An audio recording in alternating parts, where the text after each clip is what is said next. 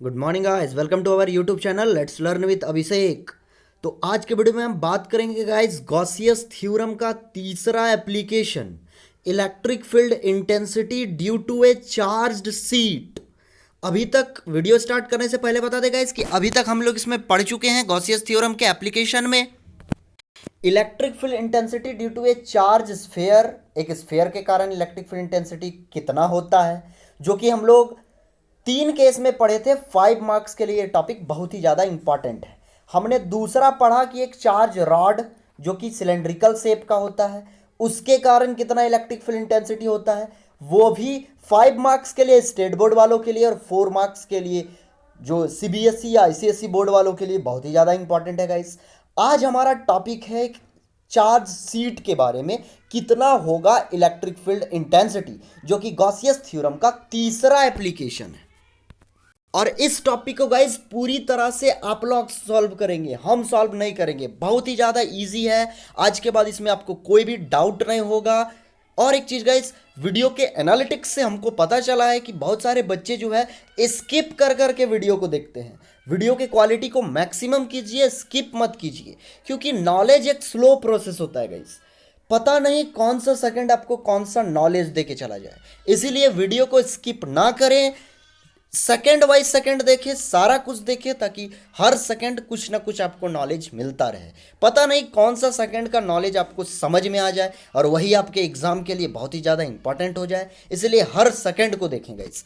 अब स्टार्ट करते हैं टॉपिक। देखिए, इस टॉपिक को समझते हैं कि कोई मान लीजिए एक चार्ज सीट है, मतलब मान लीजिए एक पेपर है जो पूरी तरह से चार्ज्ड है, उसके कारण किसी एक पॉइंट पर कितना इलेक्ट्रिक फील्ड इंटेंसिटी निकल रहा है, इसको हम लोग निकालेंगे गॉसियस थ्योरम के तीसरे एप्लीकेशन से। इसके लिए हम मानेंगे कि मान के चलते हैं कि एक चार्ज सीट है जो पूरी तरह से चार्ज्ड है। इसके चारों तरफ एक हम सरफेस बनाएंगे और इसका क्वेश्चन हम आप ही से पूछेंगे। बताइए इस सरफेस को क्या कहते हैं? बताइए, सोचिए। अब कमेंट सेक्शन में बताइए मेरे आंसर के बाद कि क्या आपने और हमने सेम सोचा था। जो बच्चे पार्टिसिपेट करेंगे वही सीखेंगे। तो देखिए बच्चे, इस सरफेस को हम लोग बोलते हैं गॉसियन सरफेस। क्या आपने यही सोचा था? कमेंट सेक्शन में बताइए। इसे कहते हैं गॉसियन सरफेस। और इस पूरे एरिया को हम लोग 3 पार्ट में डिवाइड करेंगे। ये किस शेप का है गॉसियन सरफेस? सिलेंड्रिकल शेप का है। इस पूरे एरिया को 3 पार्ट में डिवाइड करेंगे, नंबर 1, नंबर 2 और तीसरा मेरा मिडिल वाला पोर्शन। अब इस पोर्शन नंबर 1 के लिए अगर हम देखें तो ई और एरिया, इसका जो एरिया है, देखिए यहां इसका जो एरिया है वो बाहर की तरफ निकल रहा है, मतलब एरिया का डायरेक्शन बाहर, और इलेक्ट्रिक फील्ड इंटेंसिटी भी बाहर। नंबर 2 के लिए भी ई जो है बाहर निकल रहा है और डीएस भी क्या है, बाहर। अब इसके लिए जो है ई ऊपर हो जाएगा और डीएस जो है इधर।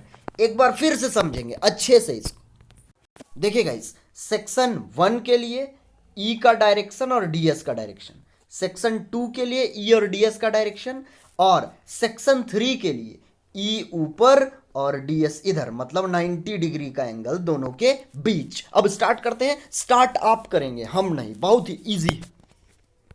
देखिए बच्चे, गॉसियस थ्योरम से हम लोग जानते हैं कि ई डॉट डी एस बराबर क्यू बाई एप्सिलॉन नॉट होता है। लेकिन यहाँ देखिए बच्चे, 3 सेक्शन है, तो इसके लिए भी ई डॉट डी एस निकालेंगे, इसके लिए भी निकालेंगे, मतलब सेक्शन 1 के लिए भी, सेक्शन 2 के लिए भी और सेक्शन 3 के लिए भी निकालेंगे, और तीनों को आपस में ऐड कर देंगे, जो होगा हमारा रिजल्टेंट इलेक्ट्रिक फील्ड इंटेंसिटी का फॉर्मूला होगा। देखिए बच्चे, गॉसियस थ्योरम से जानते हैं कि ई डॉट डी एस का integration this is equal to Q by epsilon nought. और अगर हम इसको तीनों सेक्शन के लिए लें तो हम कहेंगे कि E D S for section 1 dot product है दोनों के बीच, plus E D S for section 2 plus E D S for section 3 is equal to Q by epsilon naught, ये सेक्शन 3 के लिए। अब ई और डीएस के बीच में डॉट प्रोडक्ट है, ई और डी एस के बीच में डॉट प्रोडक्ट है, और डॉट प्रोडक्ट हटता है तो क्या लगता है, बताइए गाइस, पार्टिसिपेट कीजिए, जितना आप पार्टिसिपेट कीजिएगा आप उतना ही सीखिएगा। तो देखिए गाइस, यहां पर ई और डीएस के बीच डॉट प्रोडक्ट है, बताइए जल्दी। तो ई और डॉट डीएस, तो डॉट हटता है तो लगता है कॉस थीटा, कितना बार बता चुके हैं, और क्रॉस हटता है तो साइन थीटा, यहां डॉट है तो क्या लगेगा, कॉस थीटा। तो देखिए गाइस, हमारे पहले सेक्शन के लिए आया ई डॉट डी एस बराबर ई डी एस कॉस थीटा, दूसरे सेक्शन के लिए भी आया ई डी एस कॉस थीटा, और तीसरे सेक्शन के लिए भी आया ई डी एस कॉस थीटा बराबर क्यू बाई एप्सिलॉन नॉट, हम लोग गॉसियस थ्योरम से जानते हैं। अब देखिए बच्चे, सब कुछ आप बताएंगे, हम कुछ नहीं। देखिए सेक्शन 1 के लिए ई और डी एस दोनों का डायरेक्शन क्या है, सेम है, तो थीटा कितना होगा, कितना होगा, हाँ कितना होगा, 0 डिग्री। अगर आपने ये सोचा था तो सही है। दूसरे में देखिए ई और डी एस, यहां भी दोनों का डायरेक्शन सेम है, एरो देखिए यहां भी कितना होगा, 0 डिग्री। मतलब सेक्शन 1 और सेक्शन 2 के लिए थीटा इजकल टू 0, क्योंकि थीटा किसके किसके बीच का एंगल है, ई डॉट डी एस है, तो ई और डी एस के बीच का एंगल। तीसरे सेक्शन के लिए अगर आप देखें तो ई ऊपर है और डीएस इधर है, दोनों के बीच कितना एंगल, 90 डिग्री। मतलब तीसरे सेक्शन के लिए थीटा बराबर कितना होगा गाइस, बोलिए 90 डिग्री। यस, सही सोचा आपने। तो देखिए बच्चे, पहले सेक्शन के लिए ईडीएस कॉस 0, दूसरे सेक्शन के लिए ईडीएस कॉस 0, और तीसरे सेक्शन के लिए ईडीएस कॉस 90 बराबर आएगा क्यू बाई एप्सिलॉन नॉट। अब एक चीज बताइए गाइस कि कॉस 0 डिग्री का वैल्यू कितना होता है और कॉस 90 डिग्री का वैल्यू कितना होता है, जल्दी बोलिए। 1 2 3 हो गया खत्म। कॉस 0 का वैल्यू होता है 1 और कॉस 90 का वैल्यू होता है 0, ठीक है। तो यहां पर कॉस 0 का वैल्यू 1 बैठाएंगे, यहां पर भी कॉस 0 का वैल्यू 1 बैठाएंगे, और सेक्शन 3 के लिए कॉस 90 का वैल्यू 0 बैठाएंगे। मतलब सेक्शन 1 के लिए कॉस 0 का वैल्यू 1 होगा, सेक्शन 2 के लिए कॉस 0 का वैल्यू 1 होगा, और सेक्शन 3 के लिए कॉस 90 का वैल्यू 0 होगा। बराबर क्या हो जाएगा, क्यू बाई एप्सिलॉन नॉट। देखिए गाइस, तो यहां पर इसके जगह पर अगर 1 से मल्टीप्लाई करें, इसके जगह पर cos 0 के जगह पर 1 से मल्टीप्लाई करें, और cos 90 के जगह पर अगर 0 के से मल्टीप्लाई करें, तो मेरा सेक्शन 1 का टर्म बच जाएगा समथिंग इंटू 1 बराबर समथिंग। मतलब यहां ईडीएस, यहां सेक्शन 2 के लिए बचेगा ईडीएस, और सेक्शन 3 के लिए समथिंग इंटू 0 बराबर 0। मतलब सेक्शन 3 मेरा हो जाएगा 0। मतलब और ये पूरी ऐड करके आएगा क्यू बाई एप्सिलॉन नॉट। बच्चे आप लोग नोट्स की टेंशन ना ले, नोट्स आपको प्रोवाइड करवा दिया जाएगा। जितना भी चीज चास जो भी करके हम लोग सीख रहे हैं, बस आप सीखें, आज समझने का प्रयास करें। वीडियो के रनिंग में आप लोग को कोई ज़रूरत नहीं है नोट करने का। आप वीडियो के डिस्क्रिप्शन बॉक्स में या कमेंट सेक्शन में आप बोलिए आपको नोट्स चाहिए, आपको नोट्स प्रोवाइड करवा दिया जाएगा पीडीएफ के फॉर्म में। देखिए यहाँ पर cos 0 का वैल्यू 1 डाले तो आया ईडीएस, सेक्शन 2 में cos 0 का वैल्यू 1 लिखे तो आया ईडीएस, और सेक्शन 3 में cos 90 का वैल्यू 0 लिखे तो ओवरऑल आया 0। यहां पर हुआ ईडीएस, ईडीएस 2 बार, मतलब 2 ईडीएस बराबर क्यू बाई एप्सिलॉन नॉट। अगला स्टेप में होगा हमारा, देखिए बच्चे 2 ईडीएस बराबर क्यू बाई एप्सिलॉन नॉट। अब यहां से कांस्टेंट क्या है, ई कांस्टेंट है, बाहर निकलेगा। देखिए 2 EDS बराबर Q by epsilon not, E constant है, बाहर निकलेगा, 2E बाहर निकला तो इंटीग्रेशन हो जाएगा ds बराबर क्यू बाई एप्सिलॉन नॉट। तो देखिए बच्चे, E और इस S को बाहर निकाल चुके थे, ds का इंटीग्रेशन बराबर क्यू बाई एप्सिलॉन नॉट। अब आप बोलिएगा ds का इंटीग्रेशन कितना होता है, कितना होता है, dx का x तो ds का s, मतलब E2s। देखिए यहां पर E था, 2 था, ds था, बराबर q बाई एप्सिलॉन नॉट था।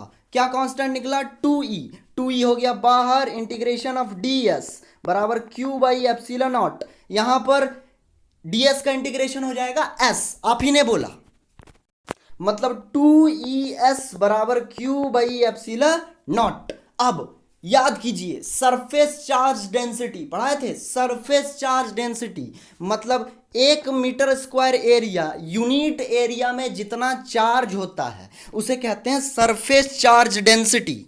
इसको दर्शाते हैं गाइस सिग्मा से। सिग्मा बराबर होता है Q/S, मतलब यहां पर Q अगर लिखेंगे तो Q बराबर सिग्मा S। दिखाते हैं गाइस इसको। देखिए बच्चे, यहां पर E आपने कांस्टेंट निकाला था, इंटीग्रेशन ऑफ ds बराबर Q/ε0। हमारा ds का इंटीग्रेशन s आप ही ने बताया बराबर Q/ε0, मतलब 2ES बराबर Q/ε0। अब देखिए बच्चे, हम लोग जानते हैं कि सिग्मा बराबर Q/S, इसको बोलते हैं हम लोग सरफेस चार्ज डेंसिटी। तो यहां से Q बराबर अगर निकालेंगे तो सिग्मा S, इस इक्वेशन में अगर हम Q की जगह सिग्मा S लिखें तो हमारा ये इक्वेशन बन जाएगा कि 2ES बराबर सिग्मा S/ε0। यहां से S से S कैंसिल आउट हो जाएगा, आएगा 2E बराबर सिग्मा/ε0।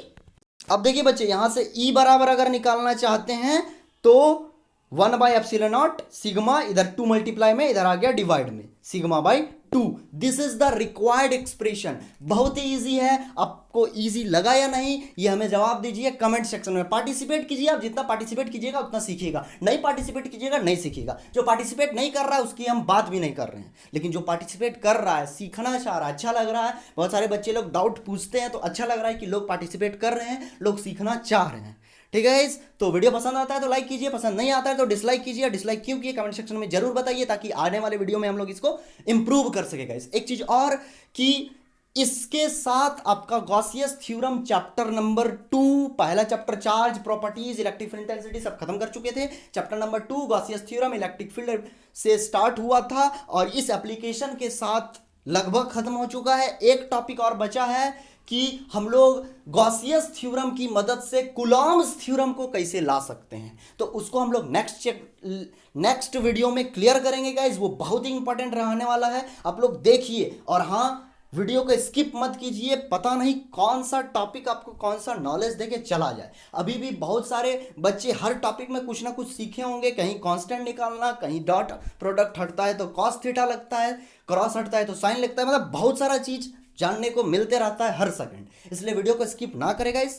Thanks a lot. मिलते हैं फिर नेक्स्ट वीडियो में, तब तक के लिए bye. God bless you all.